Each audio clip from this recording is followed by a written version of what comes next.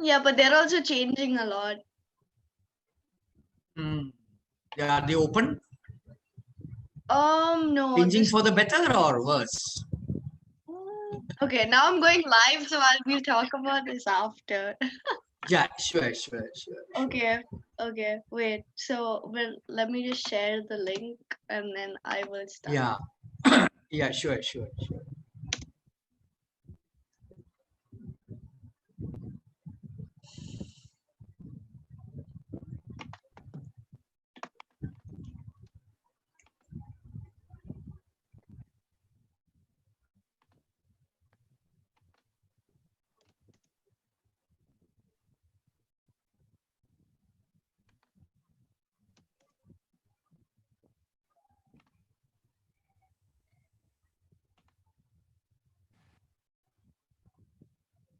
Okay.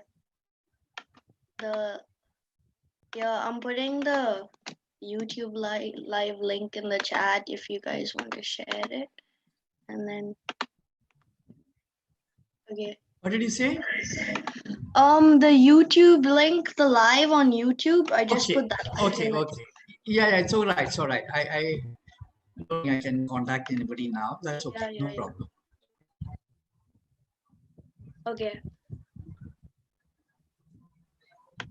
Hello everyone, we're back today to discuss a really interesting topic with a pretty incredible person. We have Mr. KB Jinnan here with us, and he's done a lot of research on indigenous communities and learning, and his ideas about learning and education are really interesting, and it is what the future needs. And I'm grateful that we have the opportunity here for him to share what he's learned over the years with us. Mr. Jinnan, the floor is yours. Yeah. So, I first confronted this issue of education when I was in engineering, where I found that I never had any interest in school at all. So, but I thought someone else might have. So in engineering, I found that in around second year, third year, I realized that in fact, nobody seems to be really passionate about learning. They were all getting good marks, but there was really no passion about learning. This is not just the students. I also didn't meet any teachers who were passionate about learning. They were very good teachers. I'm not telling anything about that. They are very good in terms of they want to teach. But I never found anybody who wants to learn, who are passions about learning, exploring. This I didn't find. And I realized that right through school, this was the case. You hardly met anybody who is really, they all talk about curiosity, but I never met many people who are really curious about wanting to know things. So this was so this is what actually made me, question this. And I also found that in engineering, that we only talk about Boyle's law, Charles' law, and things like that. And I never came across an Indian's name popping up anywhere, which is also another thing I felt that, I was wondering that, aren't there any Indian who did any work? Those are two things that really, set me off. And then next year, actually, in fact, I took a drop and started teaching in a primary school because I thought, let me, revisit this school. So, what schooling is all about, what happens to children. Because at that time itself, I realized that right from childhood, we are actually, it's like a, stage set for children, and then all the people around are directing them. And there was hardly any freedom for the child to. So this was something that was in my mind. So I spent that 1 year within the school, and I did some readings, Gandhiji and people like that. And but when I went back to take my degree next year, I went back. I took two decisions. One was never to do anything that you don't like to do. Second was never do a 9-to-5 job. These are two things not that I have any, money backing and all that, but I thought this is something that I shouldn't be doing because this is something that is really bad for your being. So I took the degree, but I never worked for a year or so, 2 years. Then I got into NID, National Institute of Design, Ahmedabad. It was fantastic there because that 3 years gave me a fantastic time for for kind of, I would call it, it was like a womb where I could do my rebirthing, because of course, I have to be careful in telling that NID has tremendous freedom, but the underlying structure there is ambience is very Western. So you have freedom to colonize yourself. This is the freedom that, that it offers. But since I was already very clear about this whole, somewhat clear about what is happening with education, I immediately realized that something is, the freedom must be used in a very different way, that I should really start exploring what is beauty, things like that. And another very important thing that took place in my NID day is that normal designing is really about uh, and design is really about how that happens in a design school is that you plan first and then you go and do, meaning the initial thing is all mind. You plan, you draw, you think, and then once that is done, you go and do something. And that was creating some kind of a, I was not very happy with it. So what I did was that I started doing things just random. I would take wood, start doing clay. So different things I started taking and doing. And I realized that this doing is actually generating thinking. So I started reversing this, process of experience first and then think about it. So that was a major shift that I did when I was at NID. It just happened automatically, not that I didn't know why this was happening. I only knew that this thinking was creating a lot of problems. So I thought, no, I shouldn't be engaging with that. So the next was to start doing, and I didn't know what to do. But so I just take materials and start exploring, hammering and, cutting and slowly something was really happening within that. And I was, so that was another important thing that took place. One more interesting thing that happened was that I started working in the ceramic department, even though I was not officially part of that. So luckily, the head of the department didn't want me to come there. So that was an added advantage, because since I was interested in working with clay, I started exploring everything on my own. And that actually opened up a completely new, process in me. See, normal, when somebody teaches you in anything, they will tell you these are the 4 methods by which you can work, and these are the few tools that you have. So by this teaching of a method and tools, you're already getting trapped in a set system. So luckily, because that person didn't want me to come there, I started working with clay just like that. I had no idea how to do it, but and I keep telling this, that it is the clay that taught me how to engage. And that opened up a completely different process in me, and made me understand what actually means to learn. I mean, of course, this was only a beginning point, but it started showing me certain, things. And of course, at NID, the more damaging aspect is how our aesthetic sense get conditioned, because finally, when you go through schools, you are just colonized completely. And when you go through design and architecture art schools, your aesthetic sense is also completely conditioned. So your sense of beauty, your knowledge, everything gets colonized in this process. So that was another area that I really began to start working on, that what is beauty, how does it arise, things like that.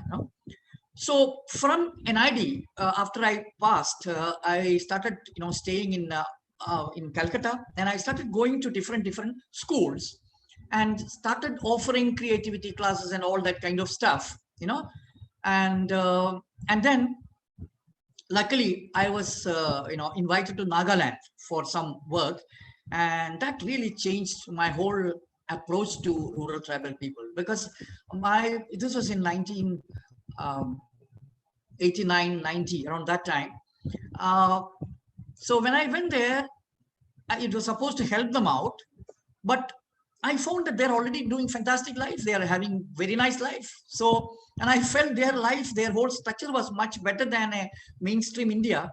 So I was wondering, what are we actually doing with these people? What is that we are wanting to change in them? I was at a loss. And then again I got more opportunity to work with artisan communities in different parts of India, over in Bengal, in Orissa, in Andhra, several places. And again I found that this whole NGO activity, which is to convert others, was actually damaging. And I realized that it is actually we who needs to change. It is they who should teach us, because at a very important level, that culturally they are much more rooted than the educated Indian. Educated Indian is basically like a NRI, but they are RNIs, resident non-Indians, because their beingness doesn't belong here, because they are, whatever they have learned, it is all from the Western understanding of knowledge. So this living with rural tribal people changed my complete perception completely, because I found uh, very important thing that I found is that the way children learn there and the way parents treat their children are so fundamentally different to the modern what is happening in the modern condition. In the traditional or in the rural tribal communities, no parenting is happening. Children are free. Children are, you see, this freedom is another important word that we must contemplate, because in the modern context it is as if that somebody will give you freedom, like they say that America is free, or that kind of thing. But I when I really started living with rural tribal people, I found that freedom is actually an existential quality. It's not something that you can give. It is actually in freedom that life is actually happening. And this freedom exists for a child in a rural tribal area, because that child never ever asks permission for doing anything. And this is also the case with parents, because the parents are never worried about where the child is. So they also have a trust, fundamental trust, which is very different from an insecure modern man. They have trust in life. So they don't go around looking after their child. The child would leave in the morning and come back in the evening. The parents are completely free from any fear. This I found very, very important aspect of living, because when we compare our life, we are constantly under pressure, constantly insecure. 2 minutes the mother or the father cannot leave their child. They have to continuously monitor what the child is doing. This actually is causing several, a deep psychological damage to the child. See, many of the damages are actually very subconscious level. This is not very conscious level. For example, an educated person is bound to feel superior. It is not that he wants to feel superior, but the fact that the person gets educated, that the very organization of this subconsciously built in an inbuilt superiority complex in the educated person. So you will see an educated person's behavior to the child or to a rural tribal person is always as a superior person. So this is what I mean by subconscious conditioning. And now this is so in the rural tribal belt, one thing that I really found was that, because I used to work with traditional artisan communities. One very important thing I noticed was that there was never teaching happening in these communities, and the artisans' children are learning on their own. I mean, even the word learning doesn't exist. They're doing and they are coming to know.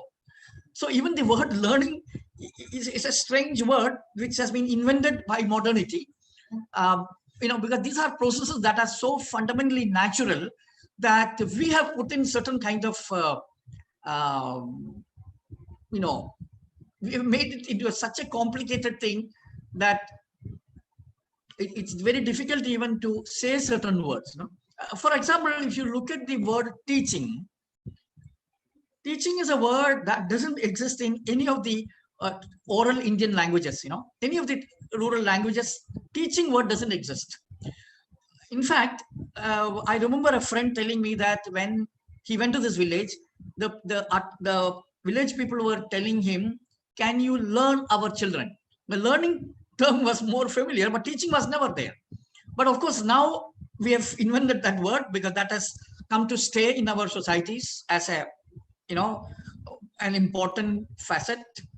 So what I was telling was that because learning is the most natural thing, children were automatically learning what is happening around them. So a potter's child learned pottery without any teaching. The child is observing, the child is making certain things, and in that process, understanding how to be a potter. So, so basically, the fundamental issue is that modernity has, uh, you know, institutionalized this whole process called learning. This is where the whole problem arises. And this can also be traced to literacy. Uh, one thing that happened during my stay in a village was that I used to read a lot, lots of books. And I was staying in this beautiful village where I was staying with the potters. And next to my house was a weavers, 2, 3 weavers family.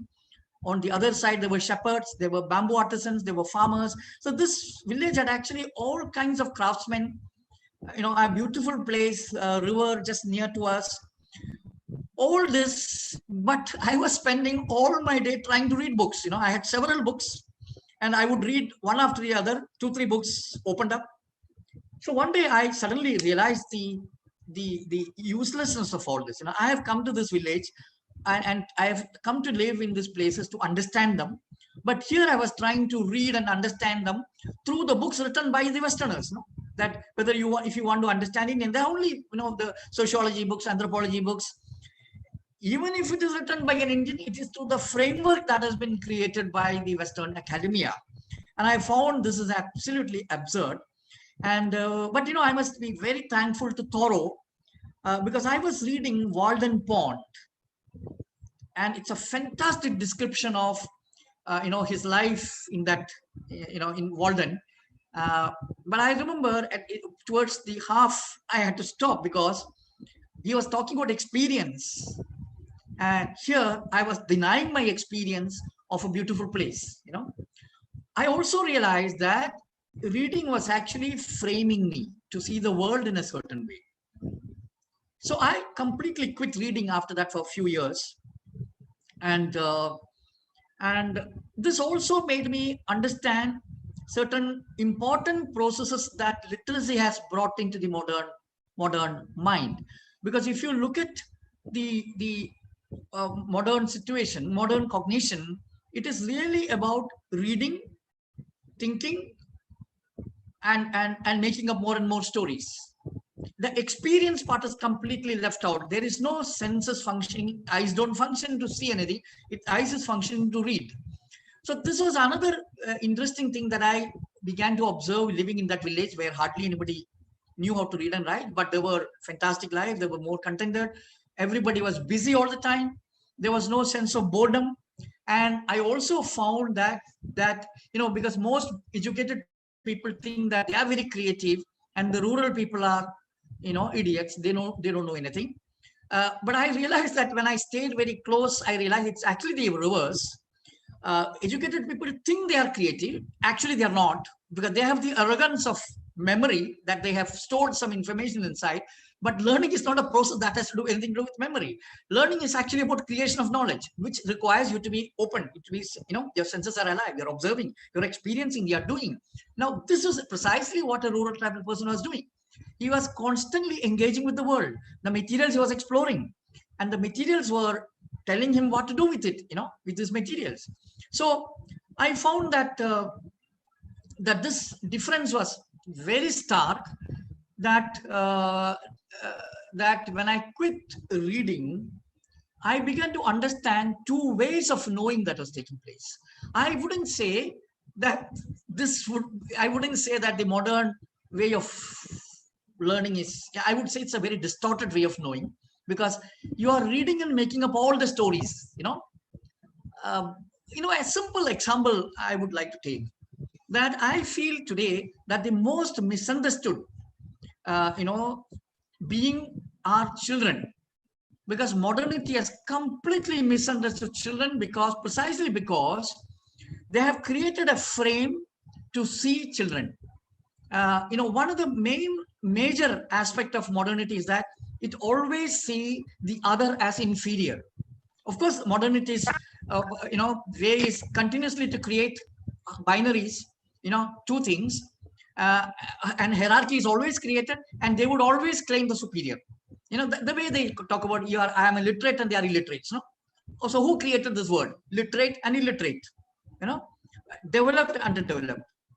So every time modernity creates this kind of hierarchy, which also means that whoever is weak, they think they need their help. The weak needs the superior's help. This deficit syndrome is embedded in modernity. So children would be treated as somebody who needs help. This is exactly the way they look at nature also. Nature is something they have to control and make it better. So the same thing with children. Children are treated as something that requires your help, and then you create all kinds of things to help children out. And so this that very condition upsets the child very subconsciously, impacts the child very subconsciously. The fact that you treat a child as incapable, it impacts the children at a deep subconscious level. Even the fact that you create a school to learn creates the first fundamental existential damage to the child, because learning is the nature of life.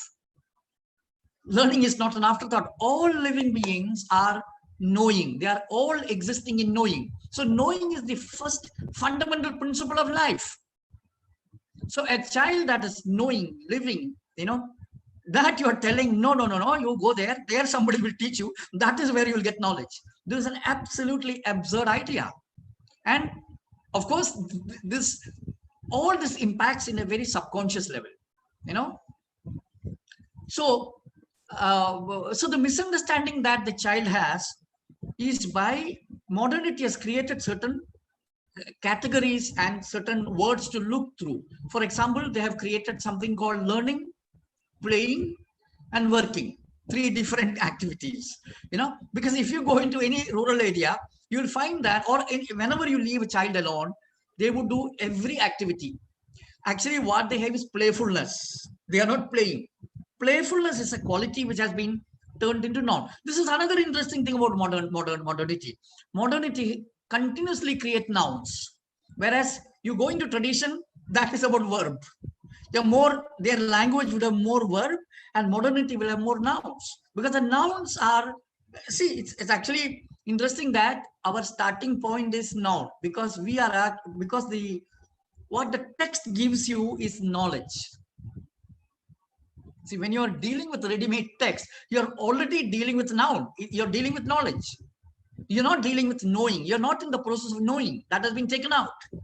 Whereas a rural tribal person goes through the process of knowing. It is in this process of knowing or experiencing that understanding is taking place within us. Whereas in the modern mind, it is all written down. You read, you think with your mind, you do reasoning, and then you imagine that you have understood it. So there is a completely different process that has been set in place by the 2 acts. One, teaching. Second, reading, meaning with engaging with ready-made knowledge. So this ready-made knowledge even can be not just reading, but any digitized knowledge is also ready-made. Anything that is given to you, to learn are ready-made knowledge. Otherwise, and now they have created another interesting myth called democratization of knowledge. I think what modernity has done is to kill that democracy, that access to knowledge, by telling that knowledge is in the book. You have to read and understand. See? Because actually, knowledge is accessible to you anytime, because you are knowing all the time. It's through your senses that you come to know. So, in fact, they kill this democracy by misleading you into believing that this knowledge is in the book. So let me come back to children. What is the fundamental mistake that modernity has done about children? See, children are basically biologically equipped to learn the real world. So what I say is that literates learn the word, illiterates learn the world. And now there is a vice versa situation in this. Like from childhood, whatever you're engaging with will basically form your structure of the brain. Your mind is formed by what you engage with and how you engage with. So when in the modern context, they are instructing, they are teaching, they are telling no. So already your autonomy is taken out. Then they will give you books and, story books and all kinds of cartoon and everything to teach you. So, and what is the brain doing then? The brain is continuously analyzing somebody's information. This is what modern educated man's brain is all about. It's an analytical brain. Whereas something that is, a child that has not been taught, but who uses the senses to explore, is actually creating an explorer's brain. It's a learning mind. Whereas an educated mind is a learned mind. It's an analytical mind. So what actually happens is that when learning the world, children, and there is a natural system that has been given by nature to learn the real world. Now, this is area that there has been no study at all, because I would like to show you a simple thing that I've asked that in many places, that people would keep the book like this. In childhood, when you get a book, you keep like this, and then you say this is a house. Why is that everybody is doing this? This is my, almost in most places I have seen that they say that, yes, I have taken a book and kept like this and say that's a house or a tent. Why is everybody doing this? Another thing that I find invariably people have done is that they will put bedsheet over a table and they say that's a house. So they play the house by just putting bedsheet. This is another thing that I find many people have done. Third thing is that with whatever is available, with chair or table, whatever is available, pillow, in childhood we make the house. So three activity of the house, which is the form, how it looks like, the function, and the process. These three activities is what child is doing throughout. The child is actually only involved in cognitive activity. They are not at all doing this notion of play. Play is a very wrong understanding. Children are playfully exploring the world, and they are trying to understand the real world, not the written word. And this there is a clear-cut system given by. So if you look at any activity a child is doing spontaneously, you will find that you can place these activities within this 4, 5. I'll tell you, the other things I'll tell you. One is the form, what it looks like. What is the function, the purpose of that, the process of making, then the structure, understanding how the structure is, what is the material. For example, in material, you would have seen that when children sit on a sofa, they start bouncing. Why is every child doing this?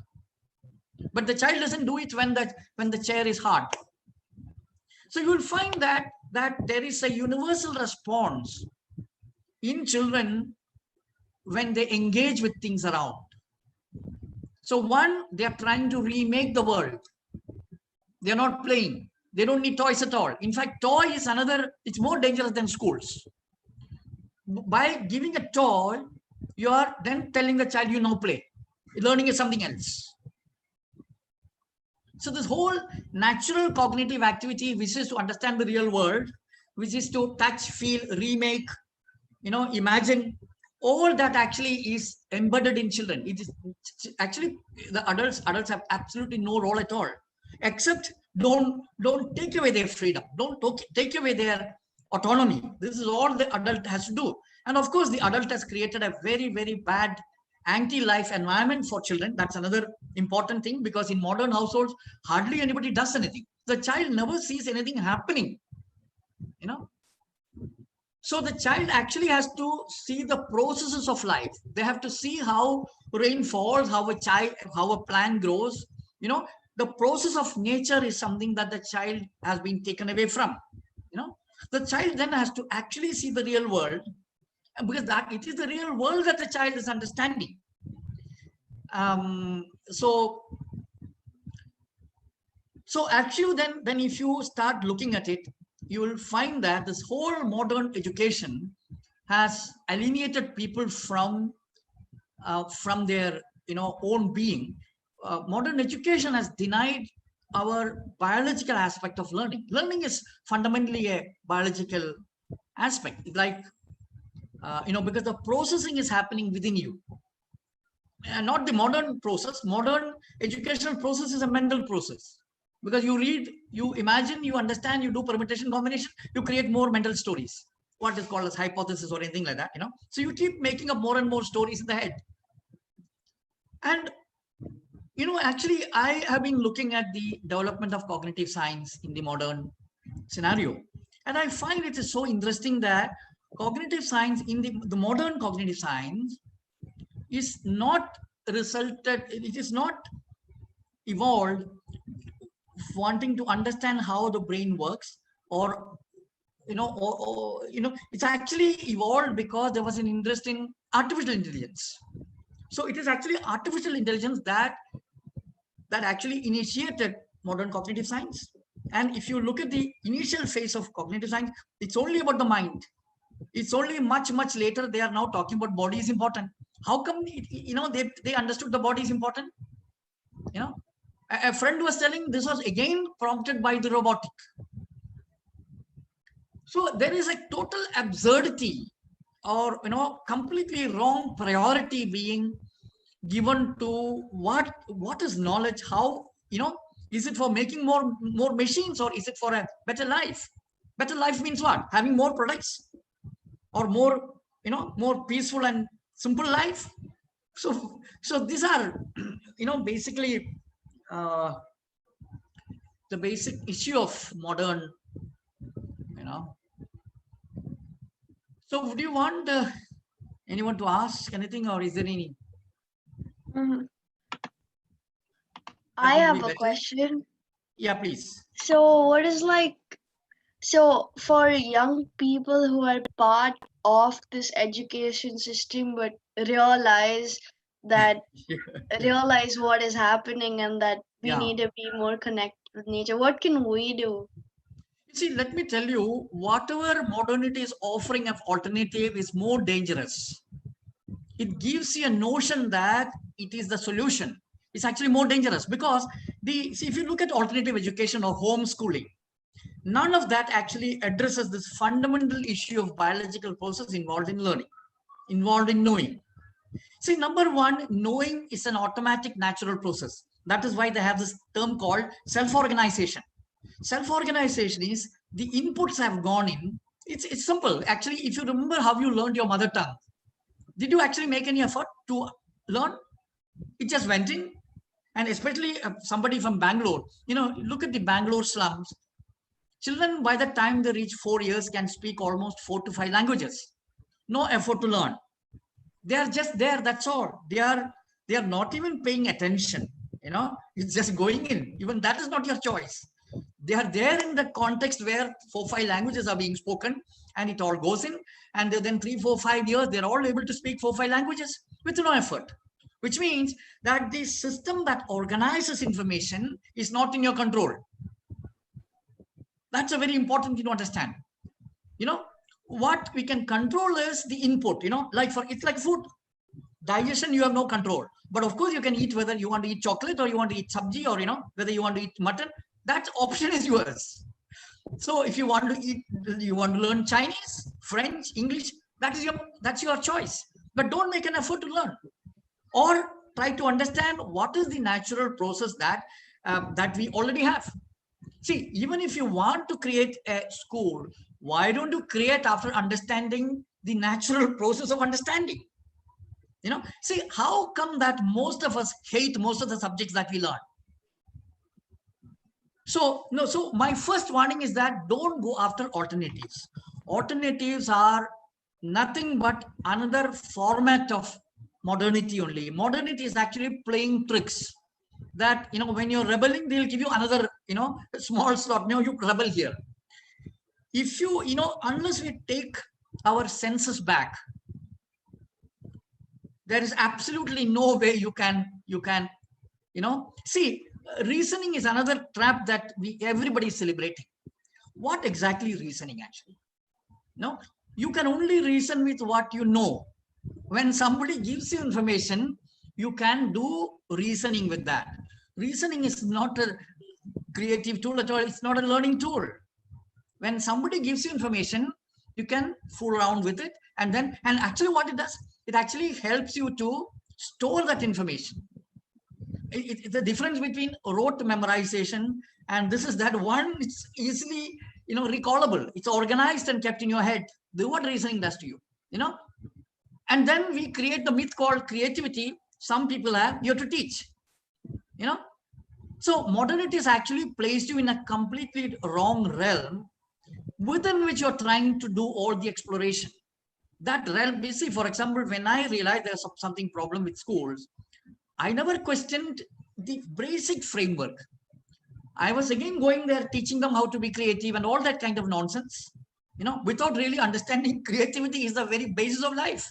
Every child is creative because the child is continuously, see, what is creativity? Or what condition is required for creativity to happen? That when you are in the realm of unknown, the only response is that you have to be creative. And a crawling child is being creative. A child that is climbing up this chair is being creative, because I don't think the child is seeing the father doing that. No, the father doesn't crawl. No. So what the most thing that children do in the first 3 years is absolutely creative. So creativity fundamentally means that in the realm of unknown, creativity is bound to happen. But modernity completely closes this by putting known as the basic space to function. So within the format of known, within the paradigm of known, naturally reasoning will happen. Naturally arrogance will happen because you feel very certain. Where does certainty come from?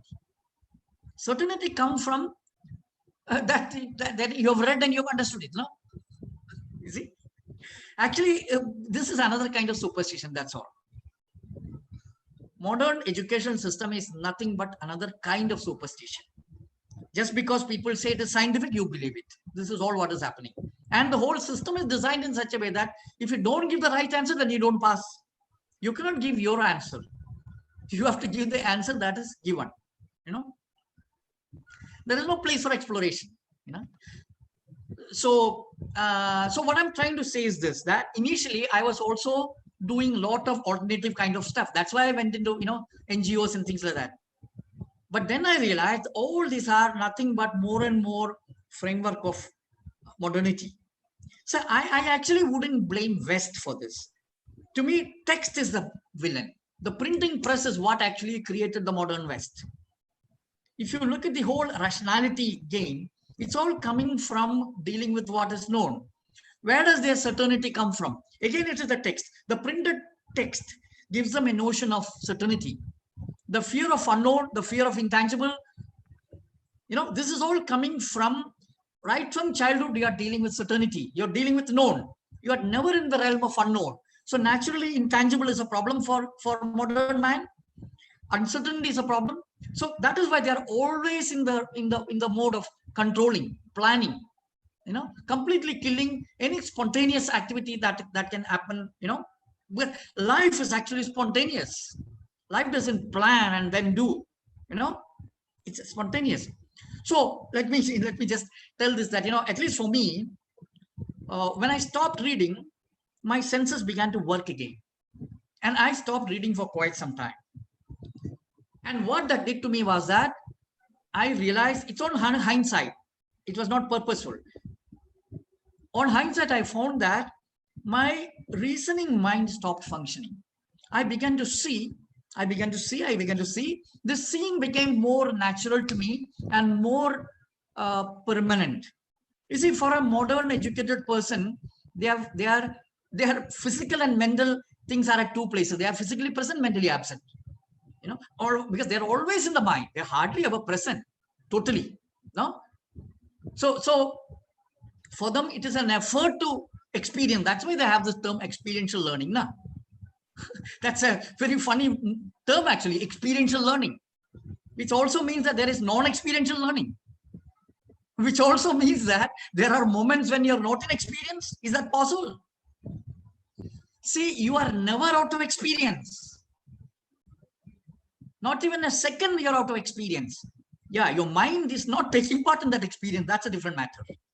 See? So you actually, just by looking at the absurd way modernity uses language, you can understand this is all absolute nonsense. Now they are talking about embodiment. That's a new sudden discovery that body is important. I find this very strange, that how the mind is trying to trick, and then people are still trapped in that mental game. That's what I'm talking about. Even the body that has been discovered in the modern West is again a problematic thing. It is not the body in its real body. It's actually the mind discovering the body. That's not the real body. Real body is available only with children and only with rural tribal people. And only with people who have understood the game that the mind is playing and stopped intellectualizing this. Yeah. So that is a very important thing that, in fact, I actually have been offering courses in design and architecture in the foundation year, the first year. And only thing I do is to have two things I respect in them, that I give back the autonomy. I don't make any corrections. Second, I tell them, use your senses. All learnings must happen in your experience. You go and explore. So it's very important that how do we resensitize our senses? How do we look at the habits, wrong habits, that cognitive habits, psychological habits that has been instilled in that first 18 years of your life? That the very fact that we don't know how to hold a question is the most important damage, because immediately we want an answer. We cannot hold a question.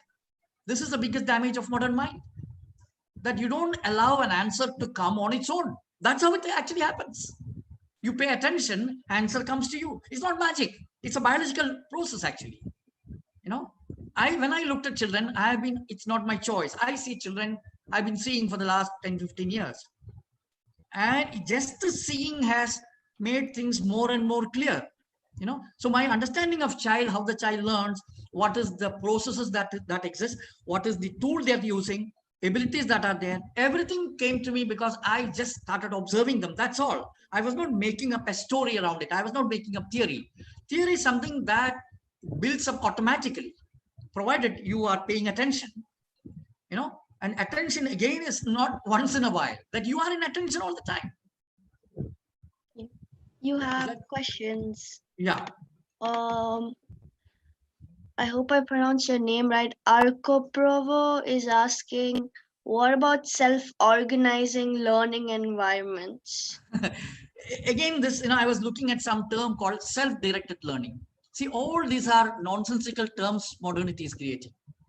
Modernity must stop creating. See, unschooling is another terrible term that they have discovered. See, what is unschooling? Without schooling, can there be unschooling?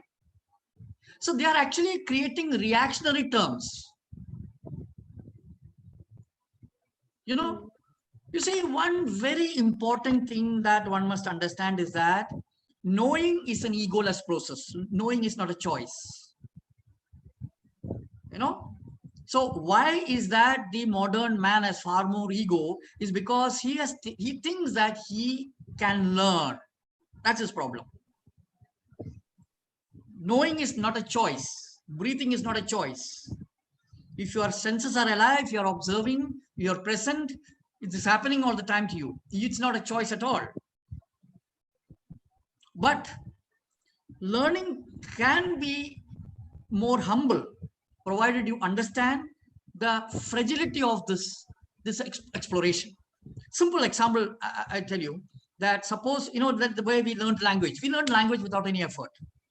But if you and if you remember, most of us hated grammar when it was first introduced in the classroom. And I think most of us ended up hating it forever, grammar. But if you imagine a situation where you learn to speak very well, and then you are given an opportunity to observe how you are speaking, observe how others are speaking. From that paying attention to language being spoken, you will be able to decode a certain kind of pattern that are emerging, which will then be put together and we will understand what grammar is. So what it actually involves is paying more attention to how you're speaking. It's not a mental game. You're paying more attention. And I call this as metacognition. Metacognition is, you see, why, what, how, all the three are involved in observation, in paying attention. In a normal situation, we only use the what. For example, language is spoken, you picked up by just listening what is being spoken about. The moment you are interested in how he is speaking, how language is being spoken, this is another attention. It is not in absence that you think of how or why. Both how and why, if you can hold it in the presence, and then which also means that you're more sensitive, more attentive. See, it's the quality of the person that is getting built and built. It's not your amazing more and more knowledge. It's really about your own fine tuning, your own sensitive, your own fineness that happens. More attentive you become. So you add how to understand what is the grammar. So actually these three are part of the presence, part of exploration, which is something that the modern, because people think that because the whole schooling is about absence. No, what is schooling does to you? It makes you absent. None of the thing that you learn is present. So permanently modern man is absent. Whereas if you look at the traditional life system, everything is to make you present. I'll give you one very important example. Look at the traditional calendar system. Traditional calendar is about observation. I remember one day, few years ago, my mother came out and told today is Vrishtigam 1. She felt a change in the wind and then she told the date of that day. Can that happen in the modern calendar? It cannot happen. You have to go and find out, oh, today is April 3rd or whatever, You have to look at the calendar. By experiencing the presence, you will not be able to understand what is the day today. Now, this is the difference between how tradition was ensuring you to be present, whereas modernity is making you absent. That is why in modernity you have to go for meditation, and all the gurus are in modernity only because you are absent all the time. So for at least some number, you do meditate and be present. Whereas in tradition or with children, they are permanently in presence. So Yeah. Okay. Shirshendu wants to ask a question. please.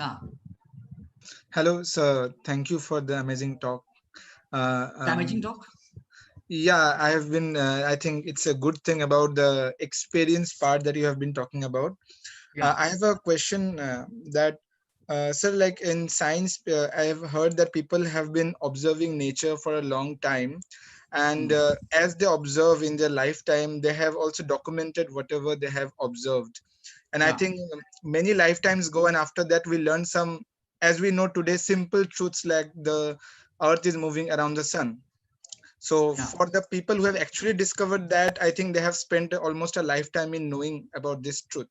So as you were saying, sir, about the concept of reading, so the amount of work that they have done, they have documented and put in books, which we get now directly. So once we read them, we get to know about the work they have done, and taking that knowledge, we also start trying to know about more things, observing the nature in more fine-tuning way.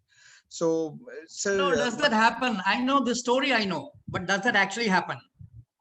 This is a grand story that people talk about. Does it actually happen? Do you, in your class, has there been any attention being paid to awakening your senses? No, you see, the most important thing is that do you have a learner mind or an analytical mind? Do you have a slave's mind? The problem is not knowledge. The problem is you and me. What is the kind of being that we are? Are we paying attention to life around? No. Does any school talk about paying attention? Does any school talk about senses? No, I'm actually completely against Montessori, because there cannot be a method for all these things. See, the problem with the Western system is that everything they want to create method and trap you into that method. Yes, sir. Our senses doesn't function in that method, and senses are functioning all the time.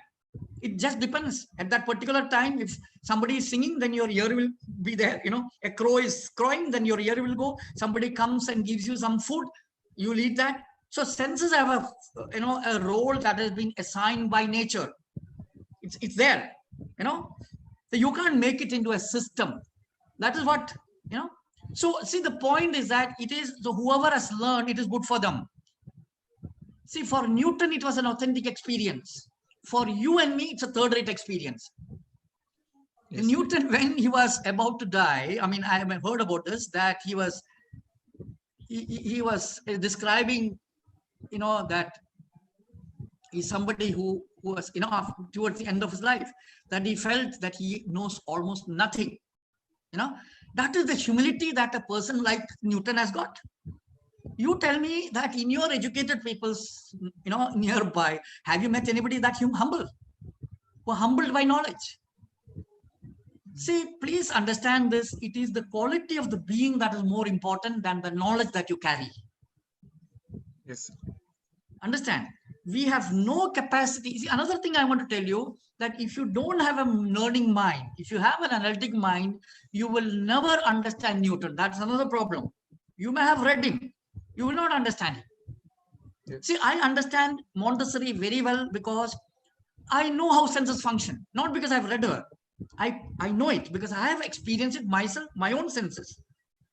And then I have looked at how children do these things. I have actually thousands of videos on children. I have studied, lots of images of children. Let me also tell one more small thing, which is again about a misconception called art. Art is again another trap that modernity has placed, because people are assuming that art is a way to fight, modernity. This is absolutely absurd. It's actually sense of beauty. This is again a quality. Art again is it's do with something that you do outside. No. What I want to say is that I have studied drawings done by children, spontaneous drawings done by children, from 3-4 years to 10-12 years children. I have studied the whole drawings, and I found that drawing is nothing but a cognitive act in which they are trying to understand the three-dimensional world in terms of two-dimensional space. This is what drawing is. Drawing is not art at all. Drawing is 100% cognitive act in which the 2D and the 3D are understood in a very integrated manner. And another very important thing is that when I observed how small children create language, how they connect the word and the world. And again, if you don't teach, then the child will retain the integrity of, or create integrity of word and the world. It will be one kind of experience, world and the word together. Whereas what is happening in our modern educated people is that the world is absent. We only know the word. We play with the word. So this is another trap. Art is another trap which has to be. So actually, the total paradigm of modernity needs to be relooked at.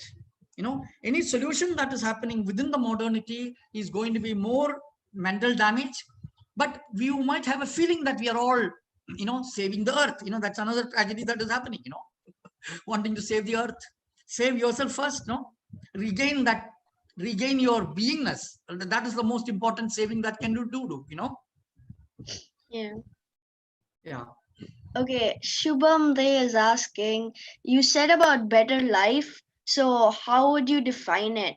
Is it having more products or living simple? Absolutely no. If Absolutely simple, no. then how do we compare the inventions and discoveries that mankind has made?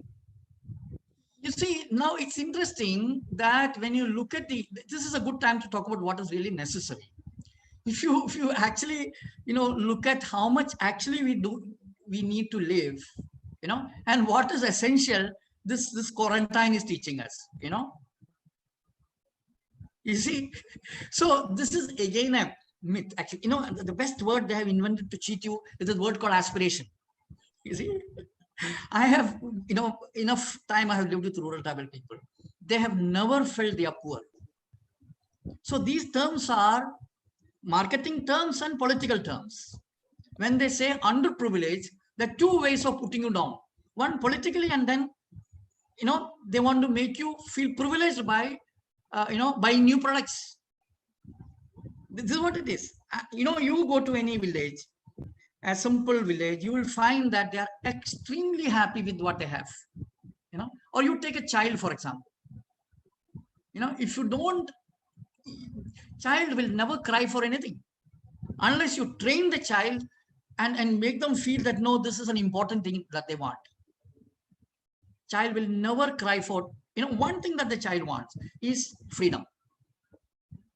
Freedom to be, to explore, and that you deny. Instead, you give them products, no, to fool around, to play around, no. So a happy life, I feel, is nothing to do with products, nothing to do with all these inventions, but to feel contented with life. That doesn't require products at all. You know, people living in, you know, simple houses, flooring, no furniture, they are extremely happy, unless you go and poke fun at them and say, no, you're poor, you know. Everybody, the whole government, educated, everybody is pushing this idea on them now. And then are you happy? This is another interesting thing. You see, the word boredom, the experience of boredom is purely a modern phenomenon. Boredom doesn't exist in rural tribal people. Other very important thing that I have discovered is that, you know, I know many people who do not know their age. You know, I believe they are living in timelessness. It is we who know our age have, you know, made time into a, you know, now you know you're about to go, you know. It's a different experience altogether. You see, the abundance was lost when we started quantifying. Otherwise, the sense of abundance is part of your biological makeup. It's a psychological damage to feel that things are not there to live. So quantification needs to be understood, how it has damaged literacy and quantification, all this needs to be understood, how it damaged your consciousness, how it impacted your way of being, you know, in the earth as part of. Instead, look at how modern people look at nature. For them, nature is outside. Na? Nature is outside for them. They are not nature. They have to go to nature. You know, I mean, this is the alienation that you know. Yeah. Thank you. Manish Jain says hello. Hello, And hello, he guys. says we love you. And Arco Provo is says thank you for your talk and answer about what you said about the printing press. Wasn't it the written script and building on it that helped us acquire more diverse knowledge like calculus and genetics? Uh, well, I see. I think we have not understood that how it has you know, damaged whole lot of people. You see, in tradition, there was always you know, very carefully looked at how to engage with language. You see, I remember a friend was telling me that in traditional societies, when sloka is taught to them, slok, you know, Sanskrit slok, it is never explained to them. That so you memorize it and you keep it. Understanding will take place when the actual event take place. So understanding was never done within the realm of language. The language was kept there, not to be, you know. So what is happening today is that we are creating understanding within the realm of language. So language has a role. I'm not telling language doesn't have a role, but we must know how to use it. It cannot become our, it cannot structure our cognition. It cannot structure the way the eye function. You see, the modern man's eye is a thinking tool. It's not a seeing tool. So why has it happened? So the restructuring of our cognitive system is the fundamental problem. So if we understand this very well, then we should know how to use these as tools. How can you use a written matter as a tool? How can you use computer as a tool? Not that it wires your system and then you function as per its demands. Why have you become rational? Rationality is the result of dealing with reasoning all the time. You're dealing with the known all the time. You know, So what is the, actually I've done deeper study on what has happened to our senses and how the written text has reformatted us, Now what is happening today? There is a, what the digital technology is doing is another very interesting thing to look at. It has actually brought in two senses in a very distorted way. It is seeing and hearing, but these are edited, miniaturized. It is really not working on our senses in the manner that our senses should function. It's extremely distorted. Our senses, you see, we are a potential. Human child is a potential. This potential needs to be awakened by the conditions that exist. Even our ability to walk is not certain. We have to be drawn into that. Every activity, the physical, I remember one child that is brought into a orphanage. I had met him after 3-4 years after the child was brought in. He was actually walking and talking like completely somebody who has disability completely. And so this person was telling me that when he was brought in, he had some problem, and within 3-4 years he became absolutely normal. So we found out, I was asking what is this. So his father and mother both had certain deformity, physical deformity. They are walking, talking, everything was in a straight, in a deformed way. So the child picked up this from his parents. And I have seen another person who a child used to limp because his father was limping. And of course, there are even extreme cases in which the feral children, like there is a case of a girl who was looked after by dogs who couldn't walk at all. She was behaving like dogs, eating, walking, everything like a dog. So the human being is basically a potential. This potential has to be awakened, and there is a huge potential of awakening. It depends on what is awakening us. So we are now awakened by the written text and the digital tools. This is our awakening. Our awakening must be of the real life that is around. Our senses must actually meet the real world that is around us every time. But we are closing us into this small box. And of course, there is so much of arrogance in this, This is what the whole problem I'm finding. Why is the modern people so arrogant? Why there is no humility? Yeah. So I think there are certain fundamental cognitive rewiring that these tools are doing. And I think it is these levels that one must begin to rework, How do we reassign these things as our tools and not our masters? These are our masters because they are forming our system. A friend was telling recently that literates learn the word, so they have a word view. They don't have a world view. They read, and they create world view, word view. But that is all what they know. It's a similar thing with digital. Digitalization is creating far more damage. Of course, I don't know whether there is any hope because more and more effort is being spent to make the whole schools into digital format. So I don't think there is enough work happening to understand how is the things that you engage is wiring your brain. And this basically happens in childhood. You have to look at the child from the time it is born up to 10-12 years. That's the maximum you get by the time the system is formed. At that time, the child must be formed by the real world and not by the written word, or it's these kind of things. This is what I feel. Okay. Arvinder Singh is asking, on the calendar point and the date as per the direction of the wind, what is your prediction for the future, especially with the way the climate is changing? No, that I'm quite. Okay. So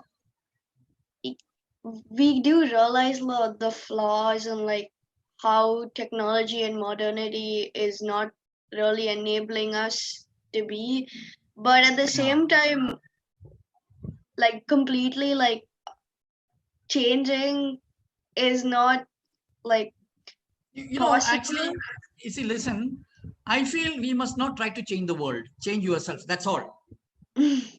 Person at a time. You change. Don't see, the problem with modernity is that it is never addressing the real problem. The real problem is you and me. So we want to escape by wanting to help others. So you will create an NGO, you want to help others, you know, you will go there, you will go to Africa, in all those places. So the problem is us. They are not the problem. They don't need your help at all. Change us one person at a time, and then let's see. I don't have any, dream that, this is going to happen, but I think this is what it is. So I change me. That's it. And then slowly, I because this has been my life. I have done so much of work in this area, scholarship, so much of research, so much of documentation, and I'm trying to use that and, slowly tell others, that with the proof. And most things that I'm talking about is common sense. It doesn't require another book to read. This is what is happening with the modern knowledge system. Can you sit in a cognitive science research and understand as a new person? No. All these words are completely foreign. But it's not complicated at all. Simplify it, because this is all so simple actually. It has to be understood at this level that anybody should be able to understand. So, last question, with respect to sustainability. Pardon? With respect, like, yeah, when people don't understand the differences, but you want them to understand sustainability, or like reconnecting with nature, people who live in the modern world, or like don't use technology as tools, but like live in their heads, based on your experiences and like living with like the traditional way, and like reconnecting with your senses, how to get people to be more sustainable without explaining all of this to them. You see, they have created all kinds of systems to escape. A simple example, take sustainability. Sustainability is a word that shouldn't even come out of our mouth. Sustainability is the way of nature. It's nature's design, and it is not yours and my sustainability of whole life. But today what is happening is that modern man is hijacking this and thinking of his sustainability. Sustainability is not a personal idea. It's an existential idea. It is the whole life. Your company, my company, no, there's no sustainability there. So this is the major issue, that we are not thinking from an existential mind. We are so small in our, thinking, that we are only thinking about our, So, I mean, this is a huge crisis, actually. I think this is a huge cognitive crisis. And I really don't have any, in fact, I have an organization called Existential Knowledge Foundation. And people keep asking me, what is your time frame? Initially, I used to say 600-700 years, but now I say more than 1,000 years. I mean, that's a scope of this work, because the more and more damage is happening, the more and more research is going in the wrong direction. You see, the problem with modernity is that, they are very, very sincere in doing the wrong thing. This is the problem. All researchers, if you find, they are so much time they are devoting, but for the wrong cause, So the more and more wrong research is taking place, So there is no way. I mean, you have to keep doing what you're doing, and, hoping that, well, one day things will change. That's it. Yeah. All right. Any final questions? Okay. Ooh. If you were to disembark scholarship and embark on scholar boats, how shall you imagine such boats? You see, the traditional knowledge system was like that. Traditionally, it's all happening in communities. See, today the problem is that, see, take this example, that why, you see, learning to speak is very important, that we are learning. Why do you want everybody to learn grammar? Has it succeeded anyway? You see, now suppose, see, the thing is this, that suppose you find 2-3 people interested in grammar, then you find a place for that. Why do you want to force everybody to do maths, physics, chemistry, mathematics, every subject? And finally, at least in my case, I have not liked any subject. None of this I enjoyed. What was the timing? What was the point in wasting all my life for this nonsense?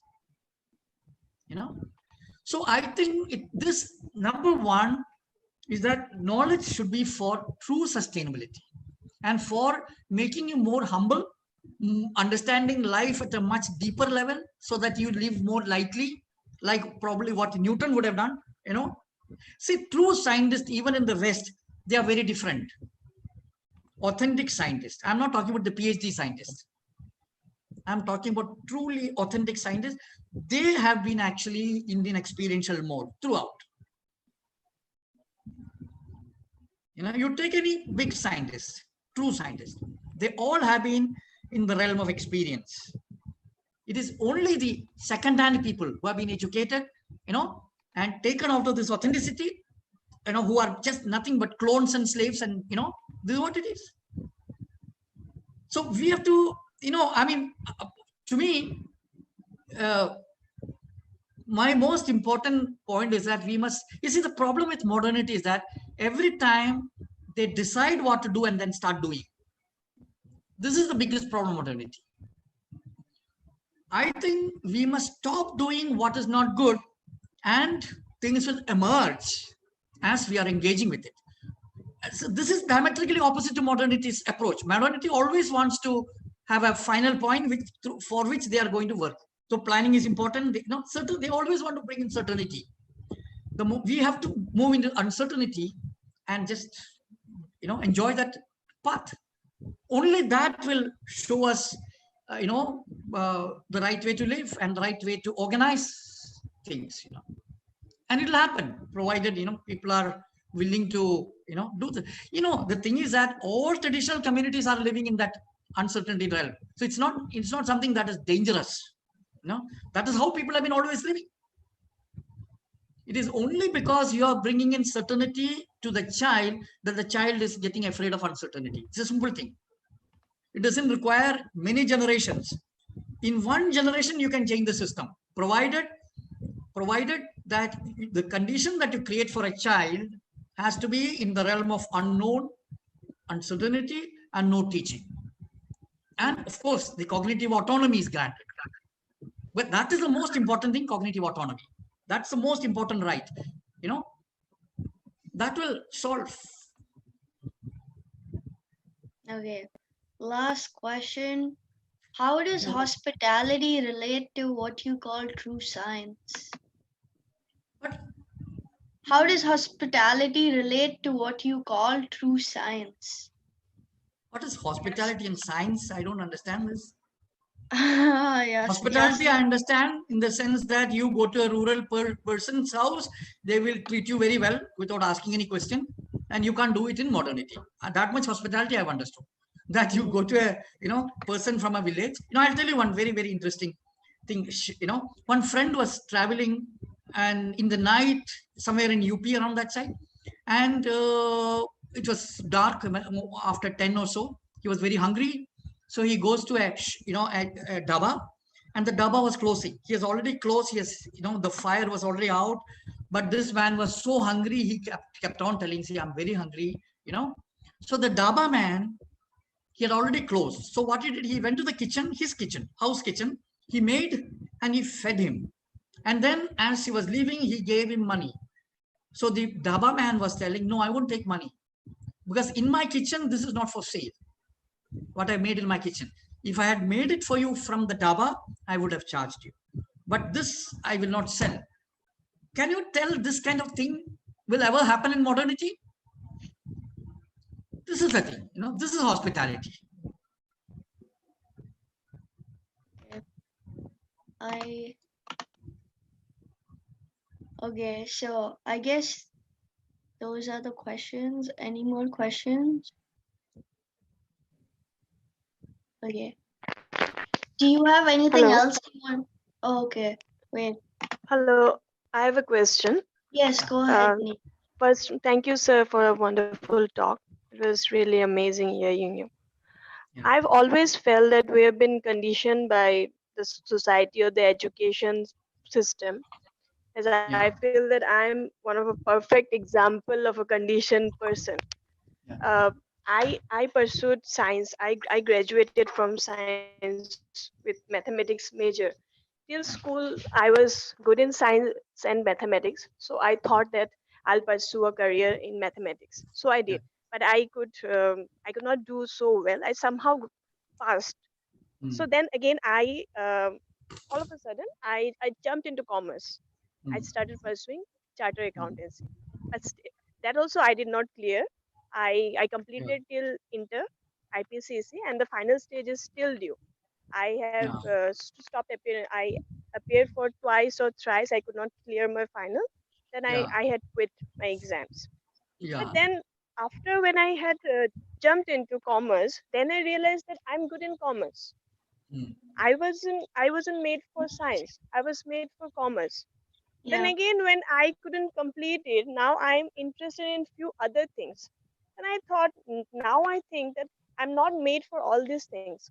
But I have realized these things only after I've experienced failures in my Neha, we life. have to conclude soon, so it'll be great if you could ask your question.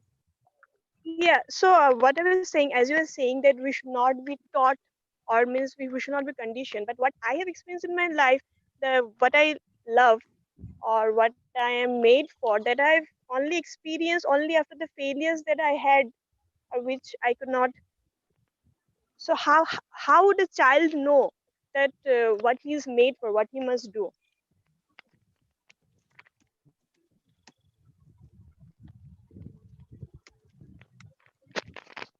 Mm. Hello. Actually, what is being offered is very bad food, na? See, the problem is that right from the word go, it is bad. Hardly ever any child really likes to go. First of all, this idea of a school itself, at least up to 12 years, is something that you should not think of at all. If at all, if you want to have a school, that should be after 14, maybe, I don't know. So, no, I don't have a ready-made answer for this. I I mean, you can see that in a traditional society, when you leave children alone, that there is a natural tendency, intelligence that is awakened, and they start doing things, and they start learning. So maybe we should study that, and and you have a good example of something that you shouldn't be doing, which is the modern schooling system. You know, I really see the thing with modern, lifestyle is that there is no place left for children. This is the whole problem. You know, none of the modern households are fit for, you know, both the way the very architecture, the environment, what happens in the house. Absolutely, there is no child, there is no place for children in modernity. That's it's absolutely a problematic kind of space. You know, Yeah. so this has to be. It's not a simple answer. That we have to really come together and start doing deeper exploration as to what is all this, and yeah. All right. Okay. Thank you Thank so you. much, sir. If you want to share where people can reach out to you or follow what work you do. Yeah, no, I'm doing different kinds of activities. Of course, they can use my email is there, jinankb@gmail.com, and my website is there, jinankb.in. And of course, we have a foundation called Existential Knowledge Foundation, and same name has website also, org, where we are actually, we're trying to get more and more people into this exploration. There is no other, thing that we have. As much confusion as you can create in people, better. That's all. At least make them feel miserable. So that at least they begin to explore. Because see, it's all about self-exploration. What will prompt you to shift out of your comfort zone and start exploring is the issue. The problem is that modernity is giving you salary, comfort, and all that. No, so there is no compulsion for you to, you know. But in spite of all that, if you feel miserable, then one should. So that's what. Yeah. All right. Thank you so much, sir. It was a pleasure listening to you. Um, yeah, and I hope people take away something from this. All right. Okay.